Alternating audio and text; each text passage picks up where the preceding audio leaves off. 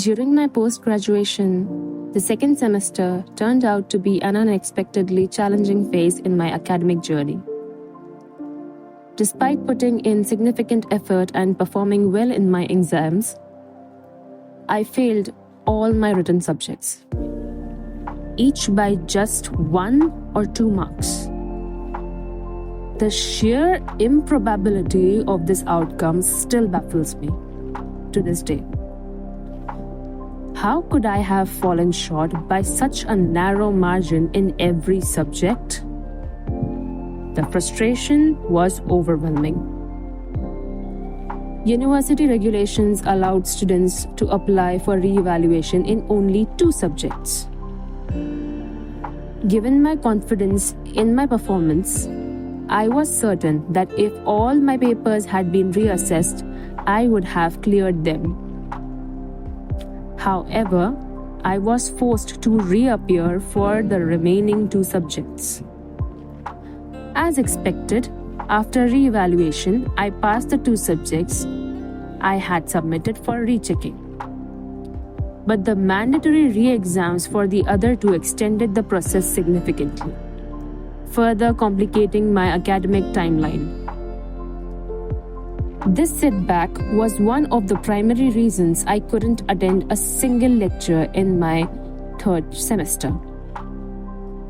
But it wasn't the only reason.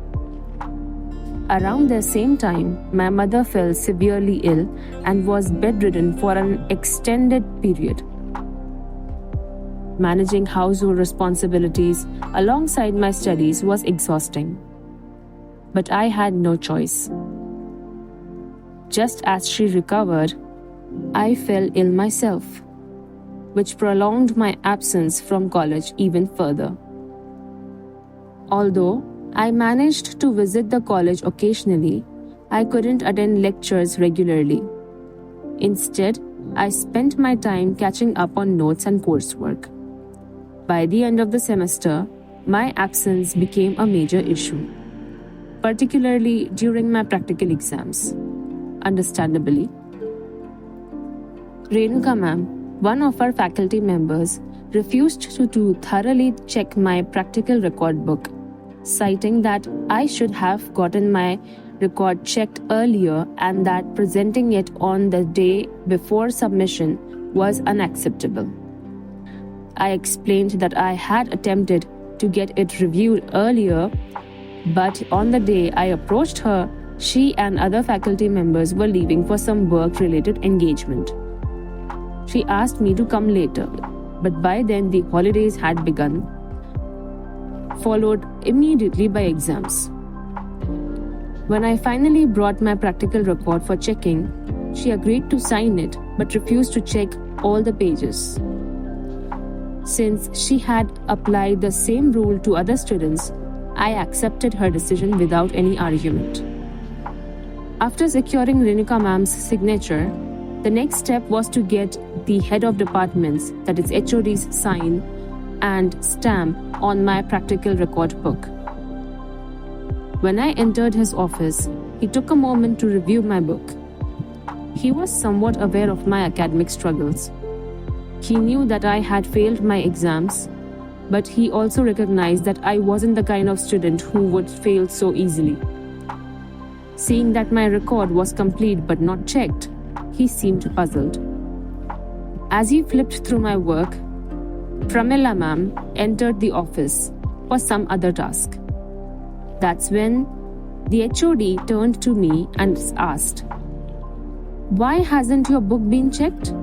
I explained the situation, that Renuka ma'am had refused to go through it thoroughly because I had submitted it one day before the exam. As she had insisted, it should have been checked earlier. I added that I had no issue with it. I was just glad that she signed it. However, the HOD wasn't satisfied with this.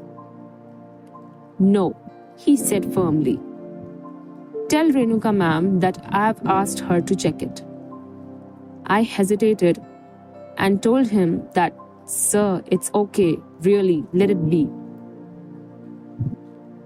But he insisted, emphasizing that I had put in so much effort to complete my record and that it deserved a proper review. He was right. I stayed up until 12 or 1 a.m., ensuring that everything was complete when it came to Renuka ma'am's subject. Still, I didn't want to make a huge issue out of it. Ignoring my reluctance, the HOD turned to Pramila ma'am and instructed her to inform Renuka ma'am that she needed to check my book properly. Pramila ma'am witnessed everything, and when we went back upstairs, she relayed the message. HOD sir has asked you to check her book, she told Renuka ma'am. But instead of complying, Renuka ma'am grew defensive. Her demeanor changed instantly. She looked directly at me and said, "Didn't you tell her the whole situation?" "I did, ma'am," I replied. "I told him exactly why my book wasn't checked earlier, but he still insists that it should be." Renuka ma'am's response was immediate and firm. "I'm not going to check her book." Her tone had shifted. It had become colder, almost hostile. I could sense an underlying frustration, but I wasn't sure why. The moment she realized that HOD had intervened, her attitude hardened even further. The tension in the room was thick, and I felt increasingly uncomfortable. I wasn't trying to challenge her authority. I was simply caught in the middle of an academic dispute I never intended to escalate. Next, she continued checking and signing other students' books. Then came Adi, my close friend at that time. Initially, she didn't check his book either because, like me, he hadn't submitted earlier. She simply signed it and moved on. But then something unexpected happened. Adi went back to her, saying he had doubts about a particular flowchart or code and wanted to know if it was correct. She began explaining it to him and in the process started correcting his book. Before I knew it, she was checking and correcting all the pages in his practical record book. The moment infuriated me.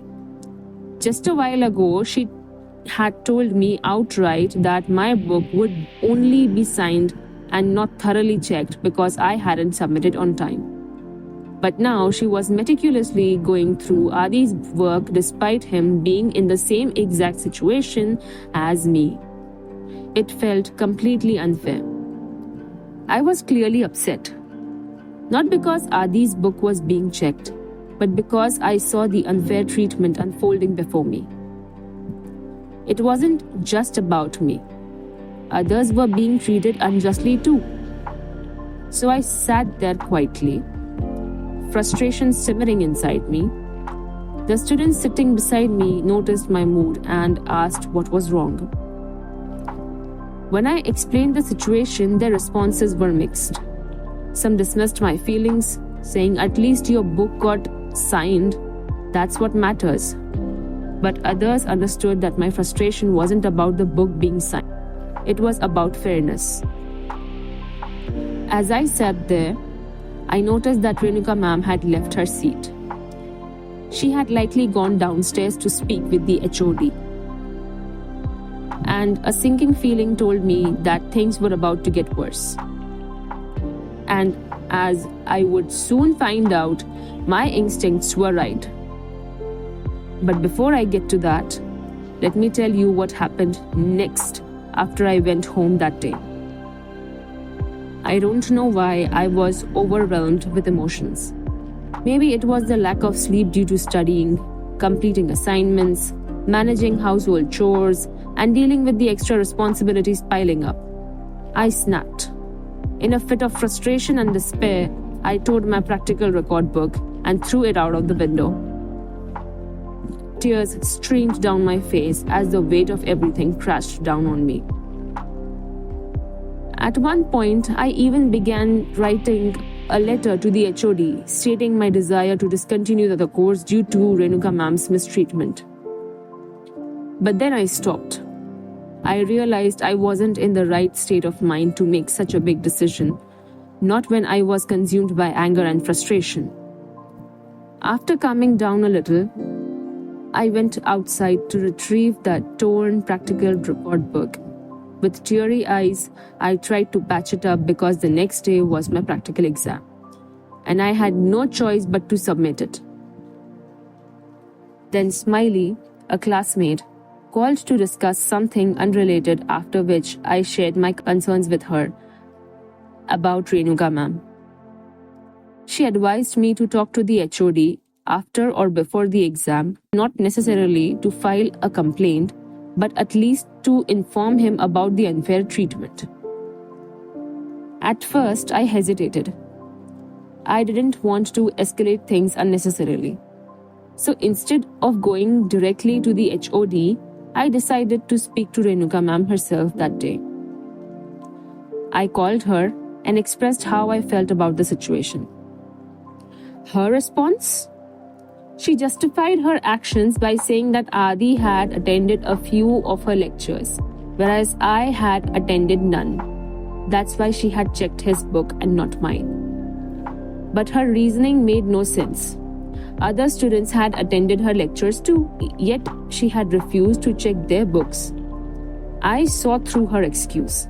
It was a weak attempt to cover up the unfairness, and I knew it. Then the next day came, and I remember that I was still not feeling well, like emotionally well. I went to the library. I actually first went to the class, and I saw that no one was paying attention to me, and I feared that looking at my serious face, someone might make a scene. And so I just went to the library and sat there. I remember another classmate, let's call her Sona, came to me and sat next to me.